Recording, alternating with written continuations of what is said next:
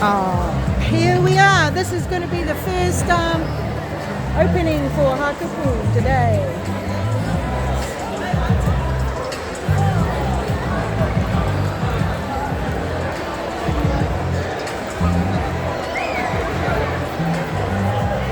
Look at this. Beautiful day. I'll send it out to you.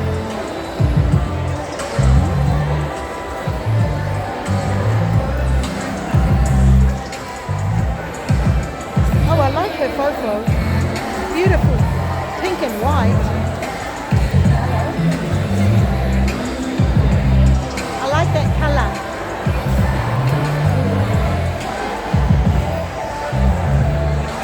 Hey, did you make your own color? I love that fofo you're wearing. Oh, thank you. Did you make it? No, my niece. Those are the colors I like. We can always create this. Yeah, it's beautiful. I love This it. year I'm not making full photo. This year we decided to go for umu shape. There's not many fofos out here today. Yeah. No, there isn't. We've just been so busy this year on Longma Yes. and things like that. Oh. Only in UN. Oh, hey. Yeah. Oh, wow. What were you there in Niue for? Whatever. Oh, just a holiday. Don't forget, you're on. Love Niue. Oh, don't we all, eh? Don't we all? Yeah, I was there. I want to take the video of them. How long I go? Yeah. Huh? I'm gonna cry. Why? You see you got children up there? They all are. Oh, okay. Happy there, Looking there. in March, you know, they're very shy. So this year, since the Longma, they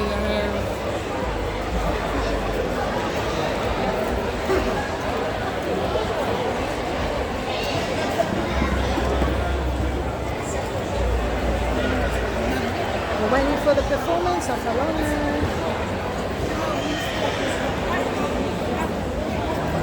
Oh, we got our store in the corner there. Yeah, down the corner. Yeah, down here in the corner when we come in. Yeah. Hini ke tuku atu tau whakaalofa lahi atu ki mutolu osi ke he māma he aha fulufulu ala nei.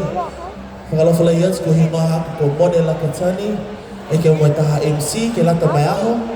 Pea whuki moe hapa tau kese ko iko tau kese o kese hina. Kese hina hako ko Hans, Wawa Jackson.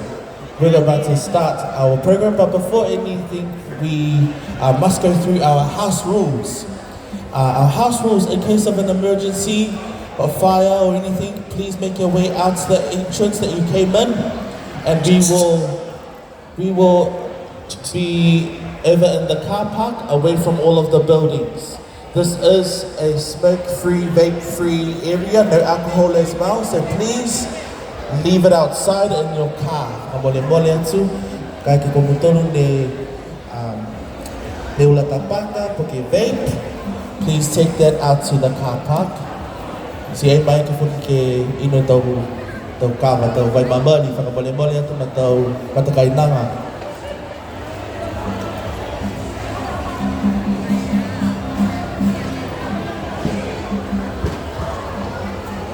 Thank you all for being here and supporting our vendors for Hakupu Festival 2025. We're about to start. Ole atu he mga aho nei, ke he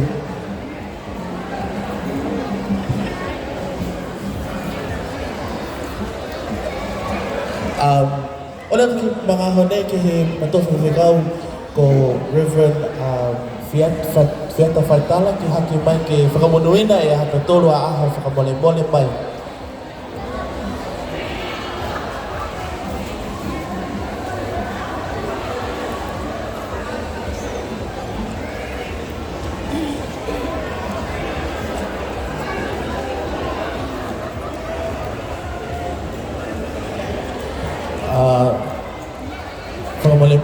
Please everybody, we're going to open up our day with prayer, thanks to our Reverend Fiata Faitala. So please everybody, keep it down, keep it quiet until this prayer is done, and then we will carry on with our program.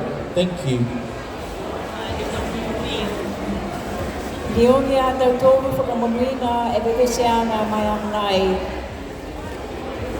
Koe atua ta tonu, koe atua e whakaalo whanoa, whakaawe ha koe mga ahanai. Wa whakalataha a mautoru koe hawa tau tangata ke he whonua. Ko koe koe atua, koe tu whupasia e tau mena furufuruola moe ke kehe. Whakaawe ha koe kamata a mautoru mo koe moe ama manaki. Kia whakawasi whoki a mautoru mo koe koe atua. Whakamonuina e weweseanga ke mai aho.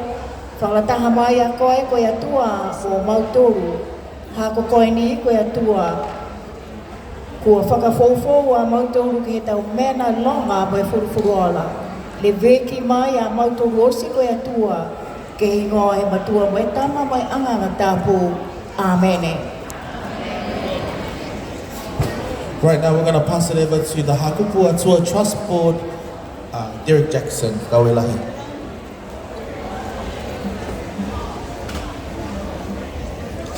Ai au se ai mo. Ba fuaka wai ni mga hau, malole te leo. Wow, no way. Amo ali kia tu Still ai. strong. Whakawe na kai noa ki mua he atua.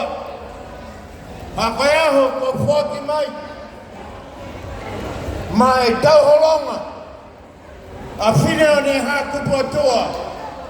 Whakalataha mo e takolonga. Kua hahai ai. Ke whanua ke mga o tonu nei. Pehe mai taha talahawanga. Koe menam takilahi mo e furufuruola.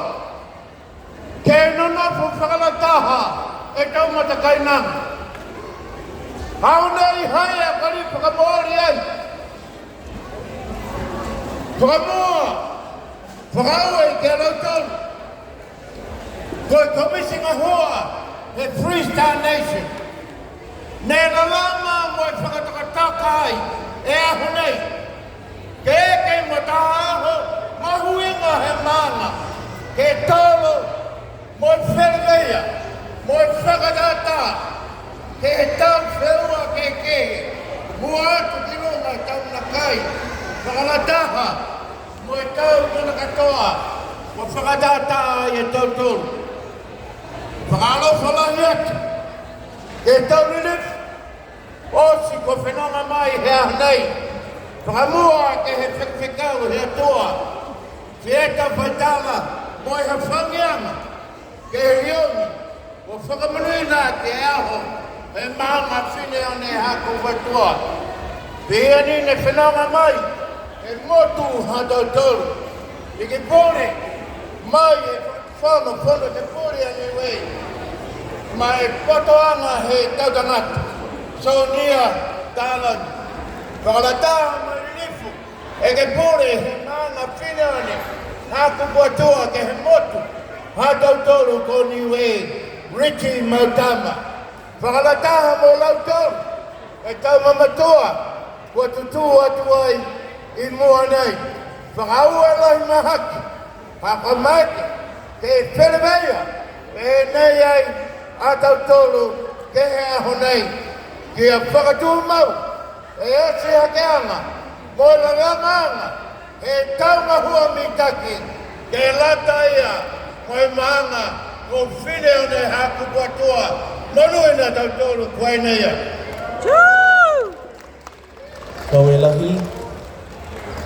Mahonei, we'd like to hear from the Hakupu Member of Parliament, Richie Mautama. Kawe. Pasi mai. Mama we hali ni hawe. Joy! Kalama mai sine ore.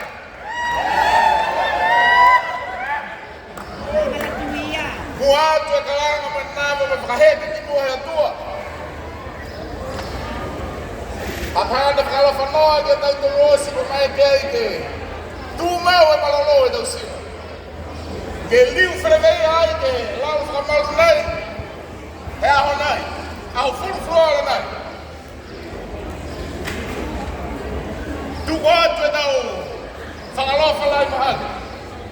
Kuatu ke kautau e atua ko whakamaruina ai e pokipongi a tau tau. Ole atu te hana fina ngalo ke tu mau ele veki mai ke tau sino. Ke tu mau e malolo. Ke tu mau ke mai ke liu whareveia. Wai pota alo nei ke tu mau e fia. Ke taki maanga he. Maanga whaere he e tau tonu o whine ane Hakupu atua ki o kalana nei. Whakau e le nau pupu o a whāngia te au. Hao tau tamatama. Mua atu ke he ha tau tonu atu hau ne. Lalanga moe haisia e tau kurenga ke lata. Moe whakaholo anga nei. Freestyle Nation. Longa tau mene ne manafu me kutala ki ai. Wai ngā tonu nei. Hai ai ke he maanga tau tonu ki Hakupu atua tau kurenga ne whai haisi ai. Ke whakatu ai ki runga he uho he maanga. Ke tūmau e manatu he hai. Tūanga e tonu whetu he maanga tau tonu ko whinewa ne Hakupu atua. Tā mātai. Ko e tau whakasino. Ka tā langa ai he. Taha e tau tonu he maanga o Anthony Liuwa ye. And our artist, Manukau. And the project is to showcase